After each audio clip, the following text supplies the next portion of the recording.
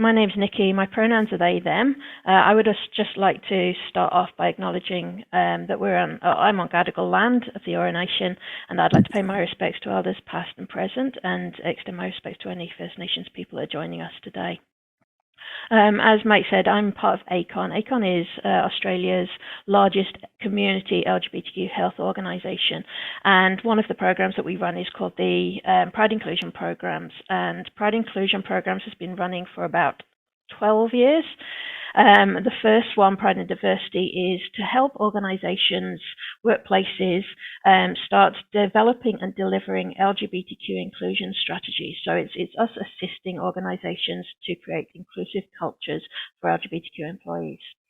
And one of the things that we are known for is the AWEI, which is the Australia Workplace Equality Index. Now, the AWEI is a number of things.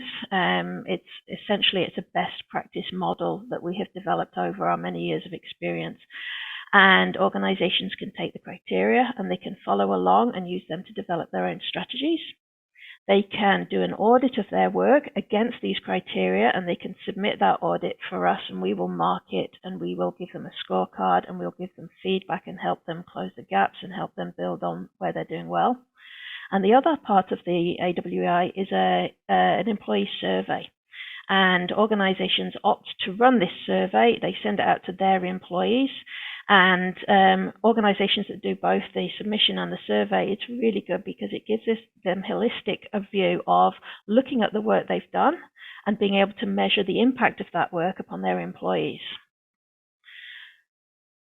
I will just note when we go into the content of this survey, we will be talking about some sexual violence. So just as a heads up, I do have some slides detailing that.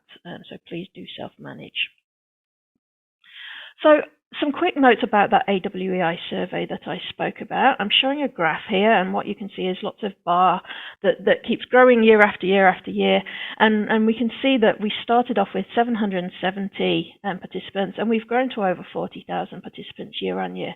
So this is a very, very large set of data. It's one of the biggest workplace surveys in the world, looking specifically at LGBTQ inclusion. And it gives us really rich data. We ask a lot of questions related to diversity, inclusion, exclusion, and culture. But really importantly, when we look at who we ask, often when we do research to a particular cohort, we only ask that cohort. So we only ask the LGBTQ people. But we ask everybody. So you can see here from the respondents, about 25% of respondents are LGBTQ, but the rest are non-LGBTQ. And that's really important because there are more non-LGBTQ people in our organizations. They create the culture. So it's very, very important that we understand their attitudes, we understand their levels of knowledge, we understand their levels of acceptance of LGBTQ inclusion, their comfort with being allies to LGBTQ people. You can also see we get, when we split the responses by gender, probably unsurprisingly to anybody that works in the D&I space, we'll see that cisgender women are by far the biggest set of people responding to this. But we do get what looks like small slivers at the top. They're trans men, trans women, non-binary people. And they might look like very small numbers, but because of the size of the data set, that's over 1,000 people. And again, when we look by sexuality, we can see there are lots of heterosexual people, but there are lots of other diversities. And again, they might look like lots of small slivers, but each one of those is over 1,000 people. So that gives us a really good idea of what's going on for the populations within the population. Really important when we're looking at LGBTQ inclusion to understand it's not a one-size-fits-all. It's not a single population. It's a collection of populations that all have different impacts and different experiences within their workplaces. So I'm going to take you through, hot off the press, in fact, not even off the press, still in draft form, some research that we've been doing with the AWEI survey. We at Pride Inclusion Programs have a long-standing research partnership with University of Queensland and specifically Dr. Paco Perales. And we're co-authoring this publication on looking at sexual harassment in a workplace using AWEI data. So it's actually myself, Dr. Paco Perales, and Dr. Alice Campbell who are in the middle of writing this. So in the 2022 survey, we introduced these 4 questions looking specifically into the area of sexual harassment in the workplace. So have you ever been sexually harassed at work? Yes, within the past 12 months. Yes, more than 12 months ago, or never. Approximately how often have you been sexually harassed over the last 12 months? Thinking about your most recent experience of sexual harassment, did you report it? Yes, it was dealt with satisfactorily. Yes, it wasn't dealt with satisfactorily. No, I didn't report it. And to what extent do you agree or disagree with this statement? If I were to experience sexual harassment at work in the future, I would feel safe and supported reporting it to my employer. So this is the first year that we brought specific questions in around sexual harassment, and we did these questions in consultation with some other experts within ACON and some other people that were doing this, because we wanted to do some more solid, robust research in this field. And I'll just share with you some of the findings that we've got.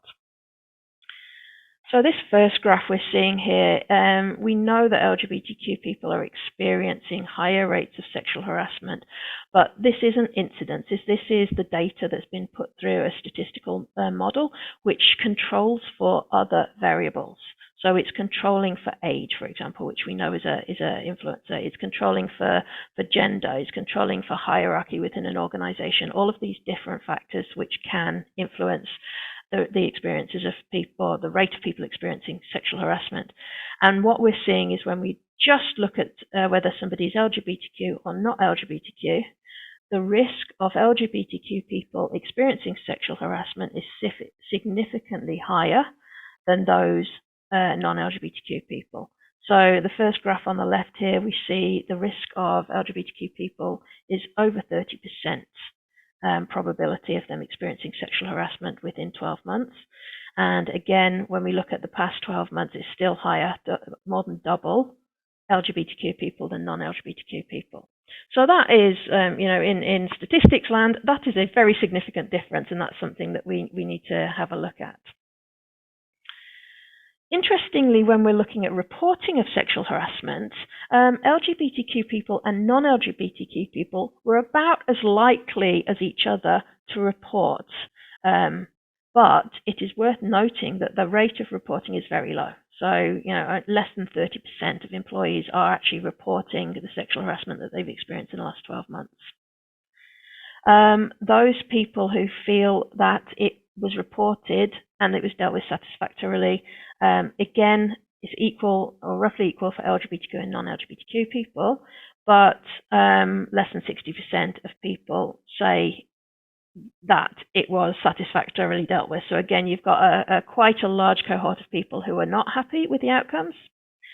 And the last question is interesting. We've got over 80% of people that agree that they would report it if it happened to them in the future. So that's a funny question, because we've got a bit of a gap between what people think they would do if it happened to them versus what people actually did when it happened to them.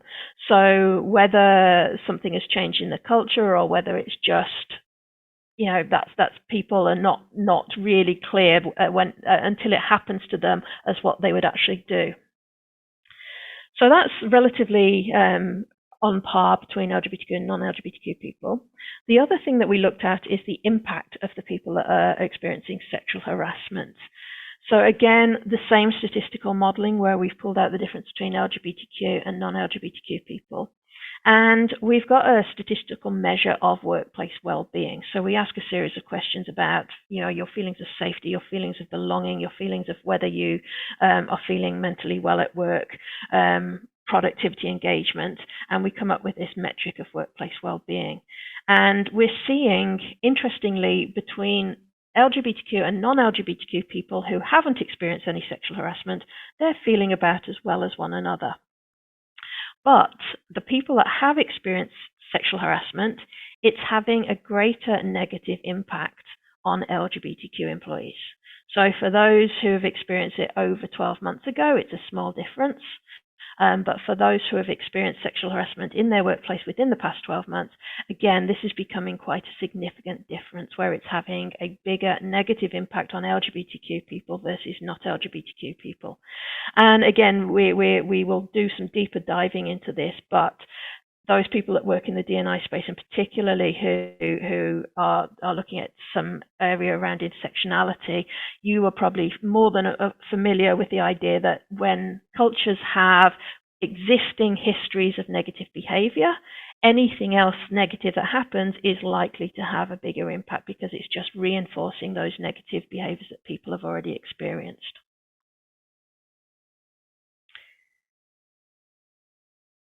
Okay, so the summary of our findings to date then is that LGBTQ plus people are at a higher risk of being sexually harassed at work. The detrimental impacts of sexual harassment within the past year on workplace well-being are more severe for LGBTQ people than non-LGBTQ people. Concerningly, almost 3/4 of employees who are sexually harassed, both LGBTQ and non-LGBTQ, don't report it.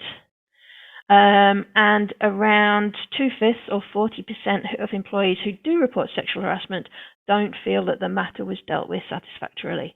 So I guess the biggest outcome is that Australian workplaces need to do a lot better at preventing and responding to sexual harassment, regardless of whether we're talking about LGBTQ or non-LGBTQ people. So that's the data that I wanted to share with you. Thanks so much, Nicki. Really super interesting. And we feel very blessed to have been given access to the latest research before it's even been published.